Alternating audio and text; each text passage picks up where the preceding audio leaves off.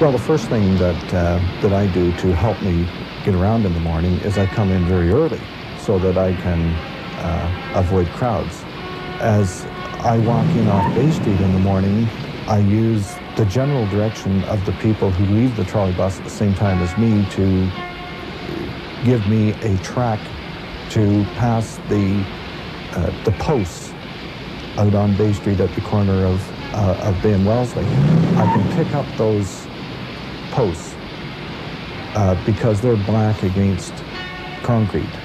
I pass by those posts, and the next thing I look for is a flower bed on my right that gives me high contrast again against the concrete, and I just skirt past the corner of that bed.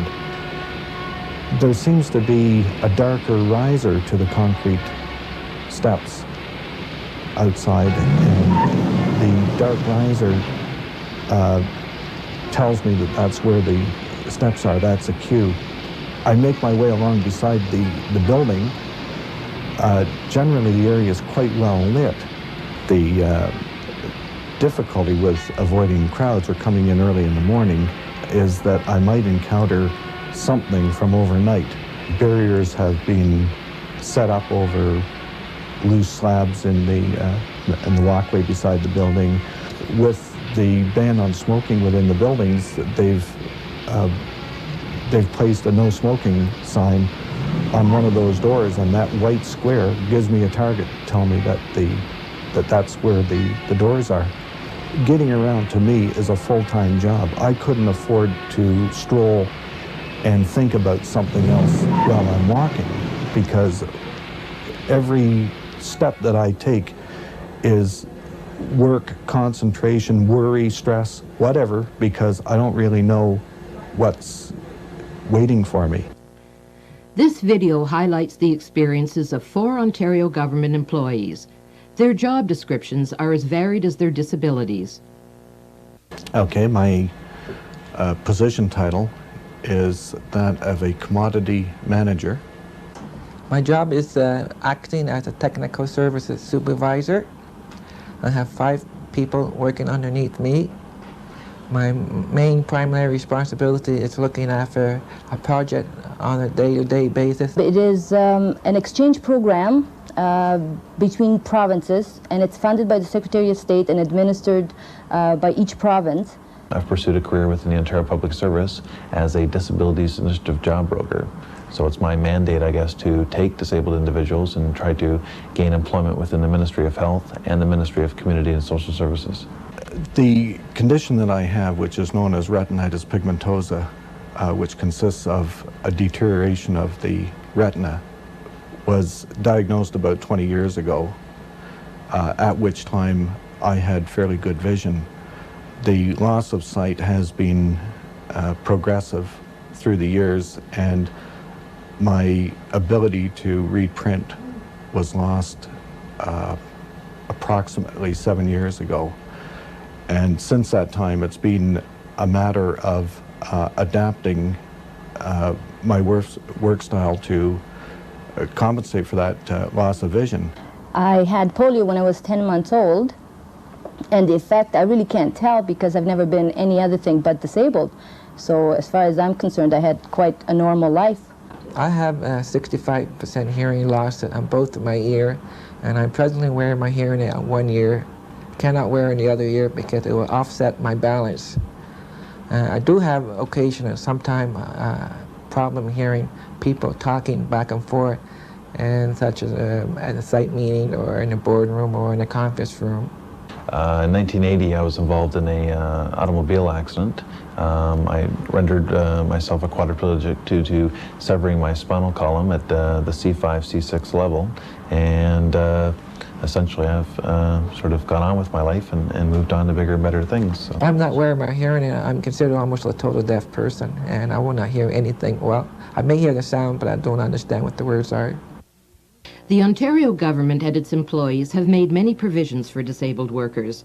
These include ramps, accessible doors, washrooms and water fountains, as well as braille markings, accessibility signage and equipment. All these modifications have enabled disabled employees to adapt to their respective workplaces. An issue common to all four people is the lack of orientation material for disabled employees. No, and as a matter of fact, when we were doing the reorganization of the branch, my manager and I had to fight for the little space that we did have. They simply saw the plans and that they were going to abide by what was written on the piece of paper, and no one ever asked whether or not it was going to be inconvenienced for me. However, the only person that ever asked that question was my director when I started with the Minister of Education 4 years ago, because he himself is disabled, and he asked me if there was anything that I needed to speak with him, and he would see if it could be arranged. Unfortunately, I have to rely on the assistance of other people, and depending on the situation, it can become quite awkward, depending on who you're asking. If they're receptive to help you, then it's no big deal, but obviously if the person has an attitude problem or perhaps maybe a little uncomfortable with your disability, it could create some adversarial situations. Information that I received was from people who worked in the government who were themselves disabled, or that I knew them, they worked there, and I found out information through them, but nothing formally through the employer. Some of the problem I have had in the past was being not be able to socialize or be invited with them in a group or such an outing, or being in a certain party or get-together activity, things like that.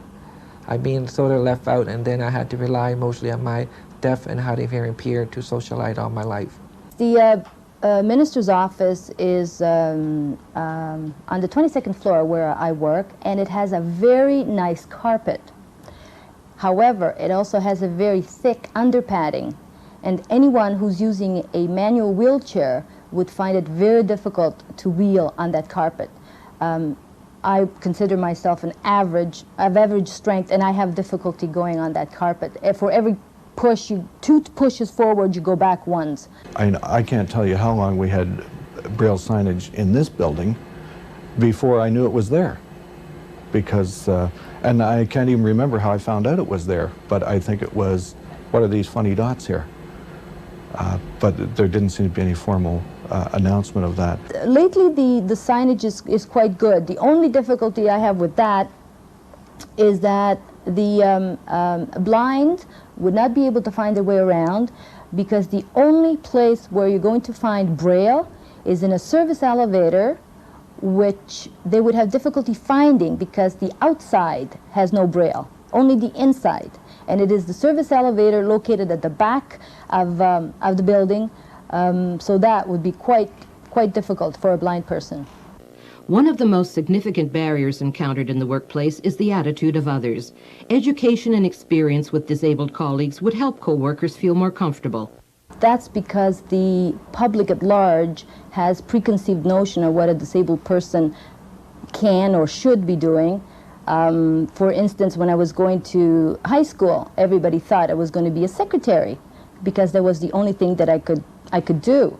And so what you have to do is you have to be more friendly, more intelligent, or appear to be, and smarter than anybody else to prove that you can do the things that other people can do just as easily. I've been in a situation where I've been accused of screwing up a job, which because a person that's in trouble knows that I had a hearing problem, has used my hearing as an excuse to get his rear end out and blame it on to me. Because I received a letter from a contractor saying that I have spoken to Mr. Franciosi and we have agreed to do this procedure, and I find out now that I have to pay for this cost. And this whole situation, I blame on Mr. Franciosi, whether he misunderstood me or what, I have no idea. And I approached the manager, and the manager had laughed off. He said, "Don't worry, Eugene, there's been all kinds of story from the contractor trying to get out of the deal." I have been employed by the government of Ontario for approximately 10 years. And I've seen one person who is in a manager's position. It is very difficult to advance. Most disabled people that I personally know are in clerical positions. They are usually typing or administrative assistance, and it's very difficult to advance. You have to, again, prove yourself twice over that you can do the job. And it's knowing the right person and being at the right time at the right place, I suppose. But it's very difficult to move ahead. I had systems people, for example, who I never met, didn't know, had never spoken to, that had redefined my needs without talking to me. They had decided that I required a Braille keyboard and a Braille printer and that kind of thing. And it just so happened that I did know something about Braille, but to the best of my knowledge, there's something like 12% of blind people who actually know Braille. So I found it astounding that somebody who had never spoken to me in my lifetime had decided that I needed a Braille printer as part of my computer configuration. If a person knows what he's doing, there should be no limitation at all.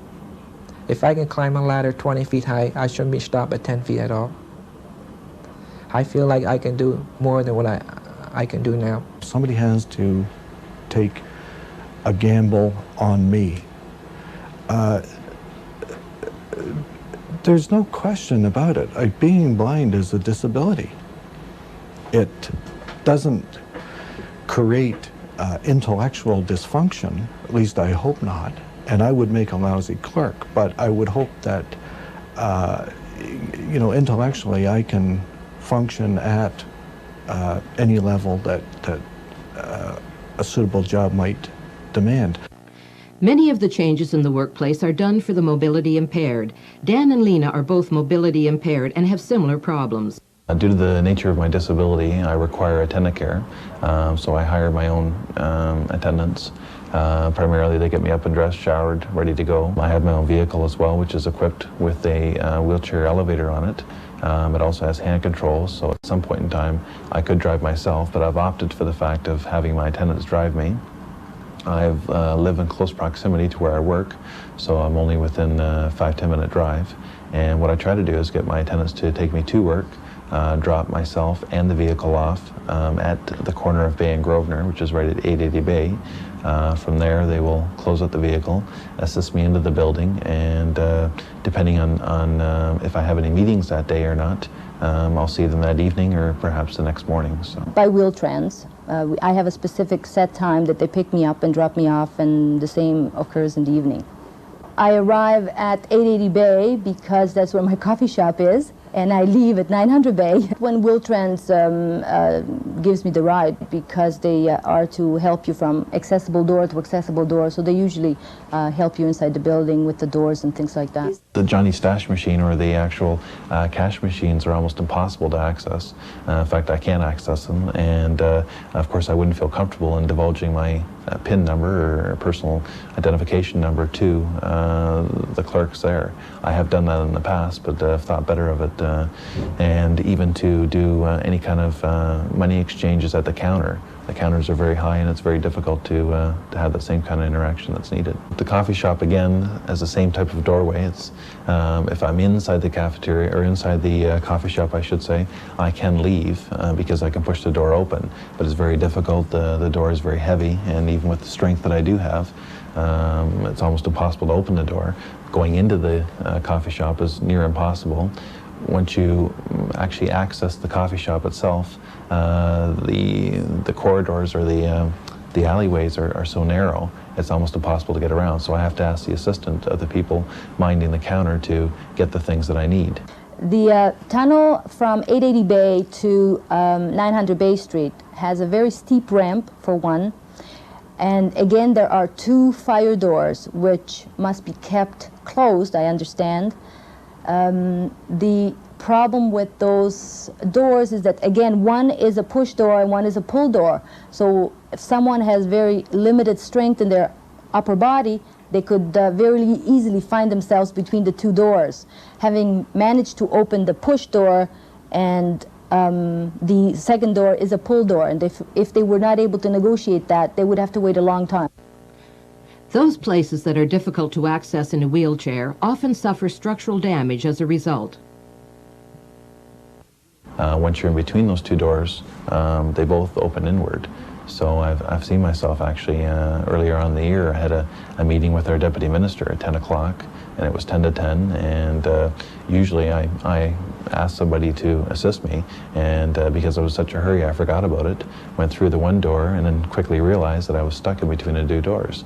So not so much that I was in mortal danger, but I did yell out for help, and you know, somebody assisted me, sort of thing, which was quite embarrassing, and I had to get them to open the door for me. Otherwise, I would be stuck within those two doors. Now, of course, once you've tackled the two doors, then they have a very sharp incline. I'm not sure what the ratio is, but I know I have a very difficult time maneuvering it downward, and it's impossible coming from the McDonald block back into 80 Bay. I just don't have the muscle control to go up that ramp. So. In the wintertime, I go into the cafeteria, and I can negotiate the ramp. The problem that arises is once inside, there is no provision made to leaving perhaps 4 or 5 tables with only 2 chairs instead of 6, so that you don't continuously have to struggle with moving the chairs every time you go for lunch. But each table is supposed to have 6 chairs, and that's what they have. So it becomes rather annoying after a while to have to move them all the time. Dan is presented with further difficulties in the cafeteria. He is unable to use the serving utensils. Reaching the prepared foods and seeing what is available is also hard. As well, he is unable to reach the checkout or exit the food service area. Once I finish my meal and try to leave the cafeteria, again, it's impossible. I have to ask somebody to assist me up the ramp. So. Toileting facilities are also challenging for Lena and Dan, even though some modifications have been made. The accessible washrooms are on every other floor, which happens to be the odd floors. And I've always worked on even floors, so I've had difficulty with that. In the public washrooms, not necessarily the ones that are used for the branches, they have no accessible mirrors other than a very short mirror that you have to kind of stretch to be able to comb your hair.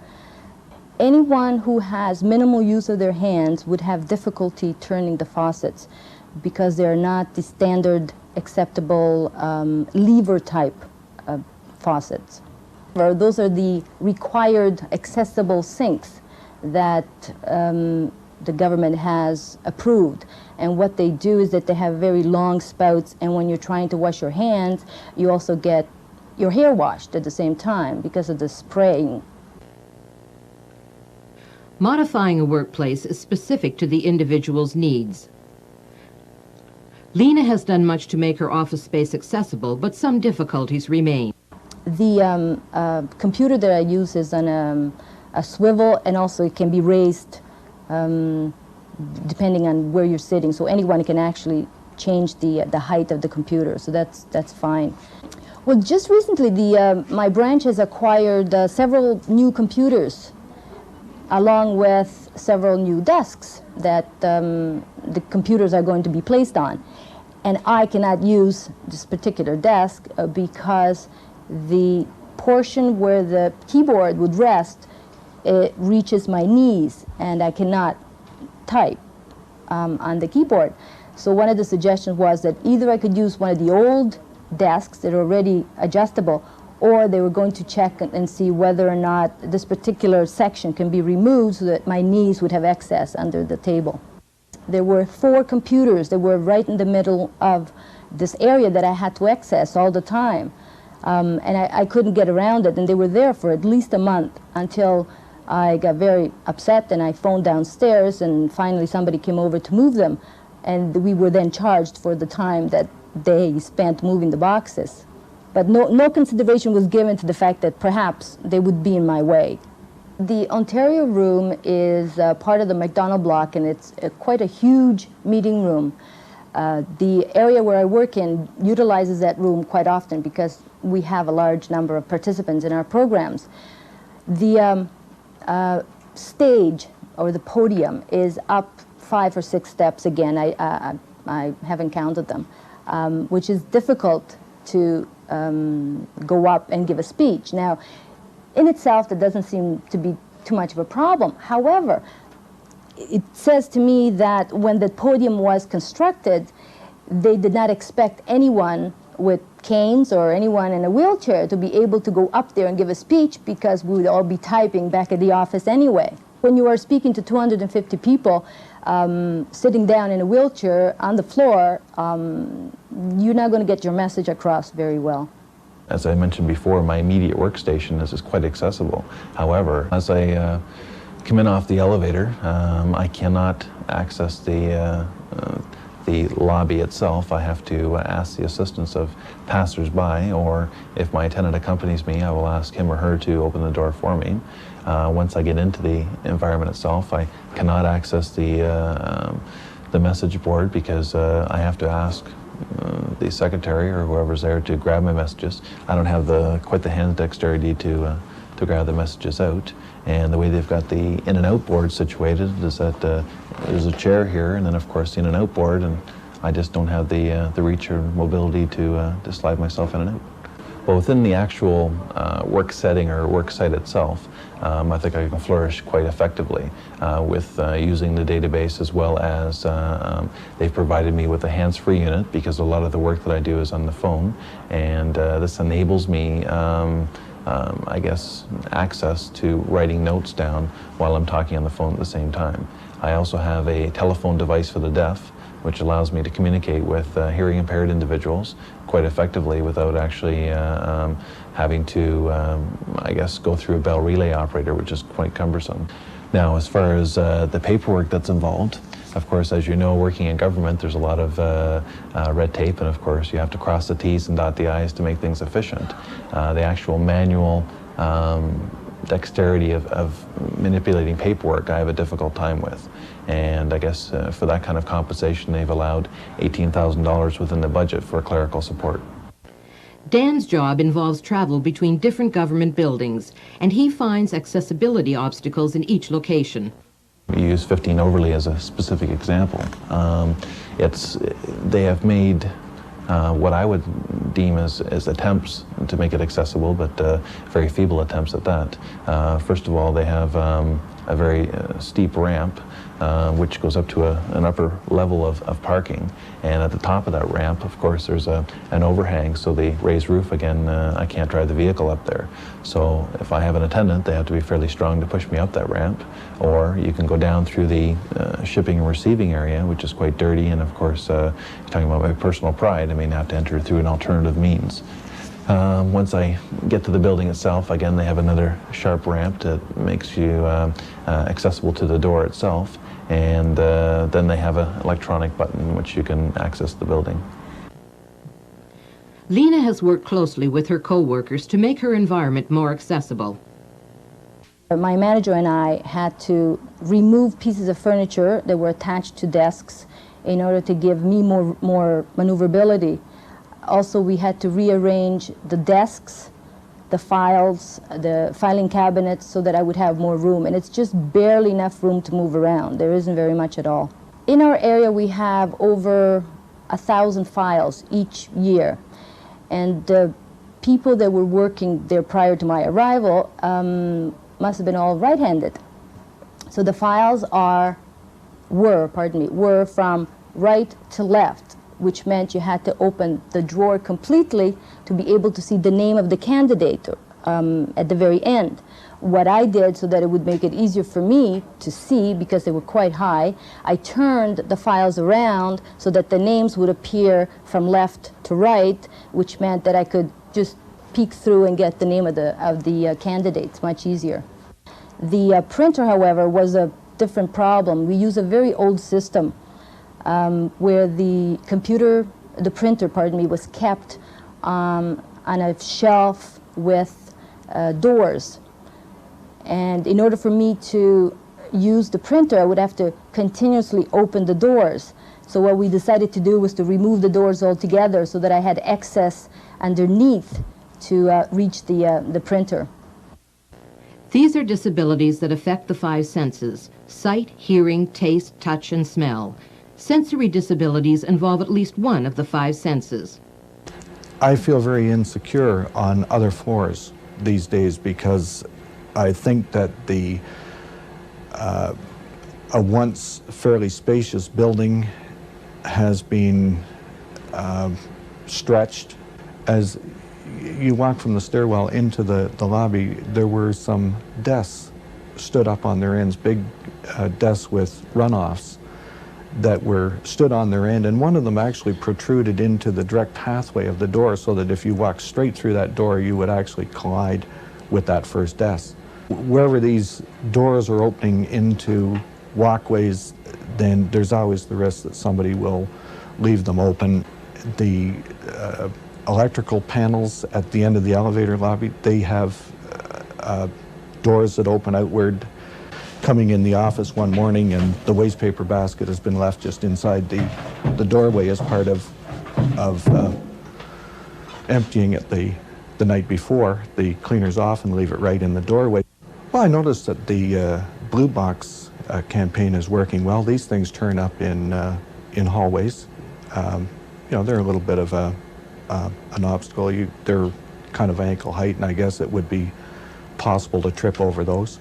The maintenance worker who replaces the fluorescent lamps in the building uses a shopping cart to carry the bulbs and to carry an aluminum stepladder. And when he places the ladder in that shopping cart, it's placed head down in the cart, extending out behind the cart. That has the result of placing the feet of the aluminum ladder at about face level rearward. The thing that was interesting about that even if I was using a cane for mobility at a time like that, number one, chances are I wouldn't be using it in an area that was as familiar to me as that one. But number two is that as I swept with the cane, I wouldn't reach an obstacle before I'd walked into the feet of that shopping cart. The redecoration of the lobbies and office spaces in his building creates new problems, not only for Bob, but also for other visually impaired people who work in or visit the building. The way it was before worked extremely well.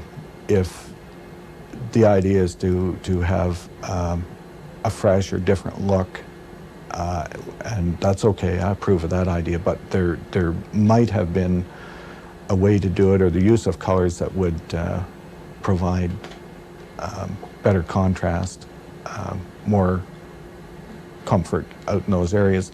The floor previously was the same as the floors in the main floor of the Macdonald block or the second floor of the Macdonald block, a light neutral kind of shade where any obstacle on the floor could be readily distinguished by way of high contrast. And the coloring in these lobbies is like everything is gray and dull, and everything just blends together. So the elevator lobbies are full of surprises on these different floors. Mail carts, some of the things I described to you earlier, you know, to say nothing of, well, just people will create an obstacle for me because I can't see them. I do not have that problem on the main floor or on the second floor, and it's purely and simply because of the floor coloring. Bob has made his workspace more accessible through the use of equipment and the help of co-workers. Currently, the working arrangement that I have is that of working closely with a colleague, and she helps me in sorting through that sea of paper that comes through and is able to decide herself or together with me separate what is important and what isn't. Otherwise, I think the job would be virtually impossible for me. From time to time, I would have to call on Eileen to tell me what side is up on a page that I'm likely to be using at a later date for a particular reason, and with that, I might identify it with a Braille marking, and if it's more than one page, then the staple would be used as the orientation for that document. Because I once had good vision, then I know what totally blind people look like, and for whatever reason, I try to keep doing the same things that I always did before, even though I don't see anything. I look at you as I'm speaking to you. I do try to make contact with you, or eye contact with you, although I really don't know how many eyes you have from where I sit. In fact, I don't know where your head is, but I tell you. but I do try to look at people as I talk to them, and I even do silly things like when I'm riding in the car, as a passenger, of course, that I look around as we go, as if I'm, part of the routine. Behind me is a talking computer. It's otherwise a fairly ordinary computer. This is its keyboard, its CPU, and its monitor. This happens to be a compact, but it's a very conventional MS-DOS microcomputer. And it's fitted with a voice synthesizer, which is placed right in the chassis of the PC itself. What you see here is a Kurzweil reading machine. Consists of two components. The first being a scanner, a flatbed scanner, which will allow me to place a document there in this manner. Close its lid and press a button, and it will scan that document and feed what it sees to this, which in effect is a computer itself that uses as its output device a DEC Talk voice synthesizer, and it's controlled by this little keyboard here. And that allows me to read fairly conventional text. Eugene does not work at Queen's Park. His office is in the Lakeshore District. Well, first thing in the morning, my wife and I drive to the GO train station. I drop off my wife there. Then I drop my two children off my mom's place where the school bus picks my children to go to school. And from there, I go straight to work. Generally, what I do when I first come in the morning, I'm there early in the morning myself, get myself organized, what are things supposed to be done during the day. First thing I do is check on my workers to see how far have they gone, what they're doing, and find out what the status of the completion of the project dates are. And check with my typist, see how far she is on some of my work, and when I will be receiving them. And at the same time, I will contact with the project manager, see what job are coming, and also give them the status report, how far we are and some of the project that we are presently working on it. On the site, the problem what we have on the site is ongoing noises around us, where we have to go into a quiet room or an area where it's isolated from the noise in order to discuss our transaction. The limitation in the boardroom is that if the tables have to be very big and everybody spread out, I will not be able to hear a person that maybe on my side about 3 or 4 chairs down, because I cannot see his lip. I cannot lip read that person at all. I would have to tilt my head forward, and then I have people say, "Move back, Eugene, I want to see what he's saying too." So that's my limitation. It'd be nice if we had a table more like an oval shape or a round shape rather than a rectangular table, or even square, depending on the side of the table and how many people will be sitting. Sometimes the lecture person will turn around and face the slide projector or the chalkboard or the monitor. I will not hear at all what he's saying at all. I would just have to let it go. It's just, to me, all these years, it will annoy other people around if I keep saying it, repeat it. So I just let it go and then pick up after the meeting what are the important things that I missed. Eugene has modified his office space to meet his particular needs. I get something like 10 calls a day, mostly from manufacturers that like to visit me, contractor that wants to query on a project, or some client that wants some technical or advice information on certain aspect of the building. And lots of time, I've had trouble hearing the person. I sometimes have to ask them to speak a little louder But for some reason, either their phone is a problem, or their phone's a problem, or the person just don't speak that loud at all. And I've used a call-free phone, which just seems a little bit better because I'm using both ear at the same time rather than a handset. And I have a power amplifier built in my free call box phone, which will help me understand a bit. If I can't understand, I will translate the phone call to my secretary, and she'll write down what the person's asking for. I have a handset amplifier and also an amplifier built in the freehand telephone box. And I also have received a new TDD device, which is a tele device for the deaf, which I use to talk to my fellow people who are totally deaf or hard of hearing. Because there's so many jobs comes in and out, and I have trouble memorizing a lot of those things, and I keep files and paper around me so that when someone phones me and I started talking about it and I don't quite understand what it is, and I'll say, well, what the project is, let me grab the file. That file is a very useful materials for me, because then I understand what he's saying. Otherwise, I've lost track what he's trying to tell me. When a contractor phoned me, it was like I may not understand what company he's working. A lot of them are foreigner people or first-time contractor, and they'll say, I'm Joe Smith Construction Limited. I'm working on 81 Resources Road, so very quickly. And I got 10 jobs out there. Then he started saying, I have a problem so-and-so, and I said, I don't know what you're talking about, could you please tell me more?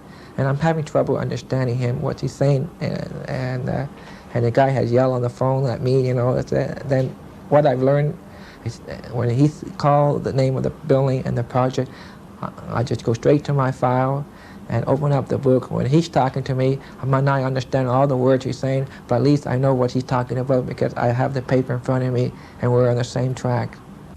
Emergency procedures are crucial to the safe evacuation of all individuals. Well, what happens is that as soon as I hear Mr. Pledge telling me that it's a serious problem, I run for the elevator before they shut it off and I go downstairs.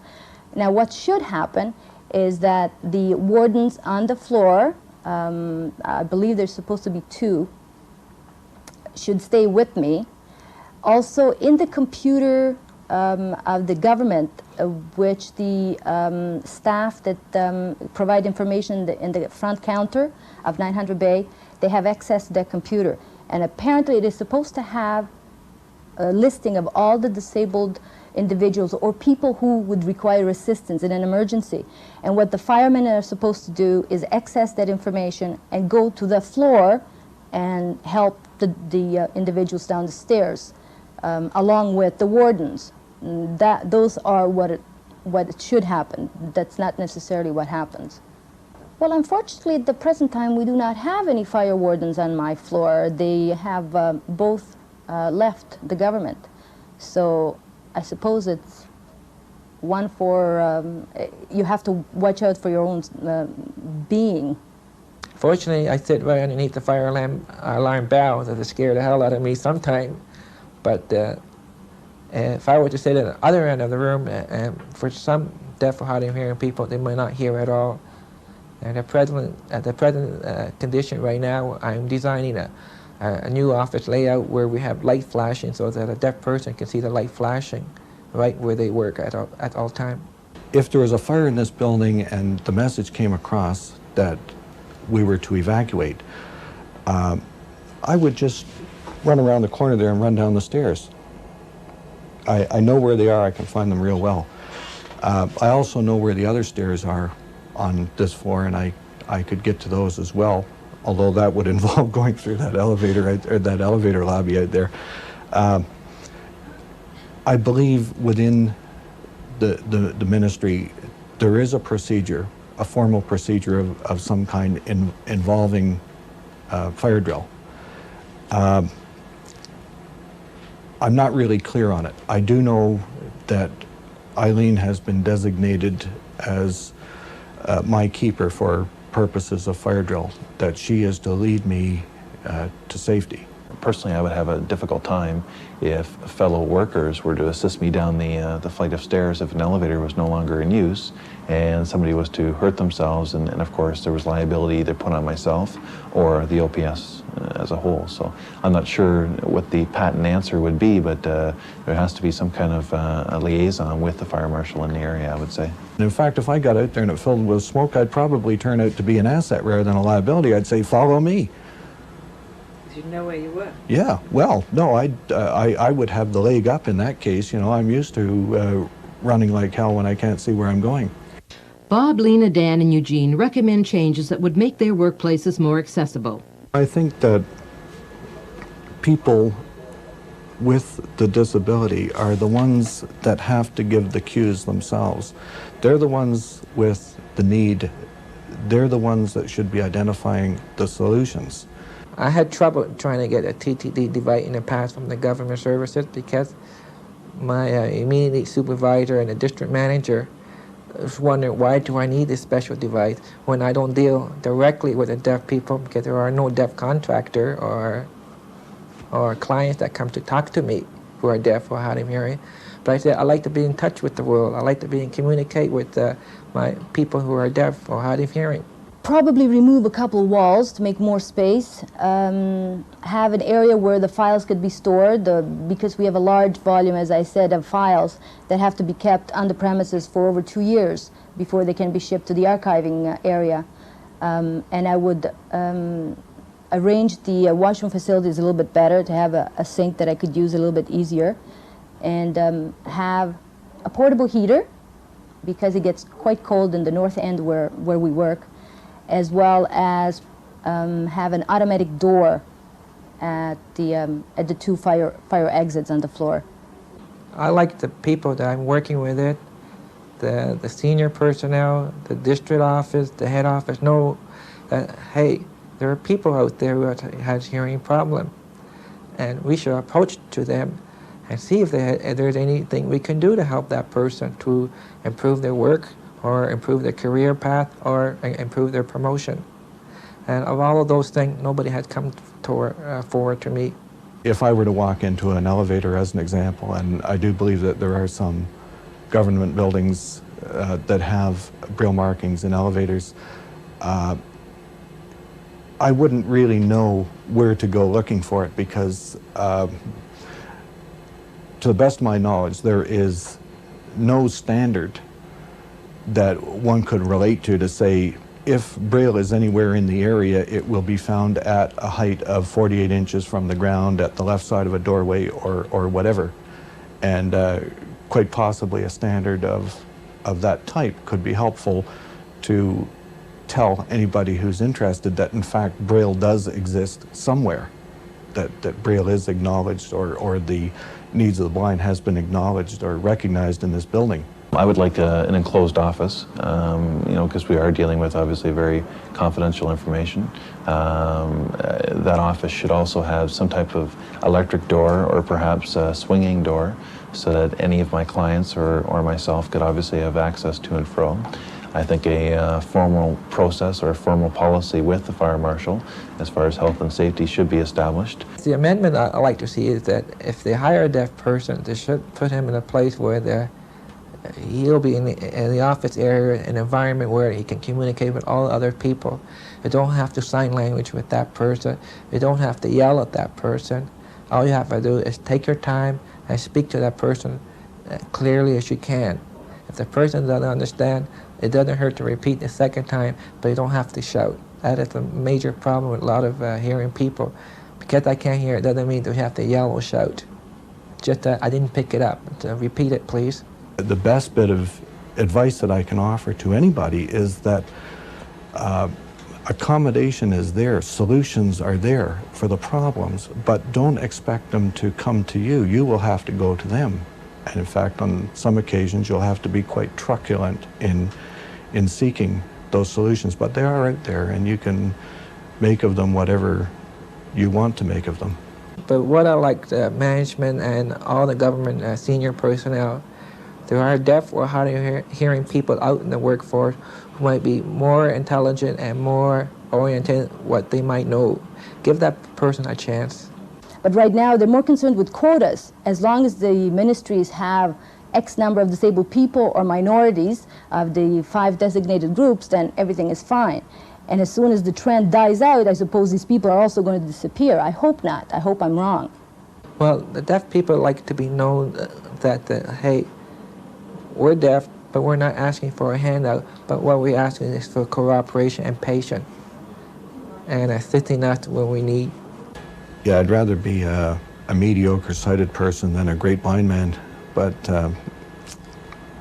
given what I have to work with,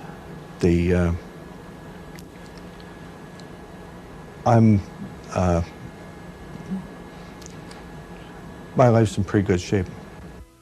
Some of these difficulties are currently under consideration. The needs of each disabled person are different, and therefore the solutions must be unique to each situation.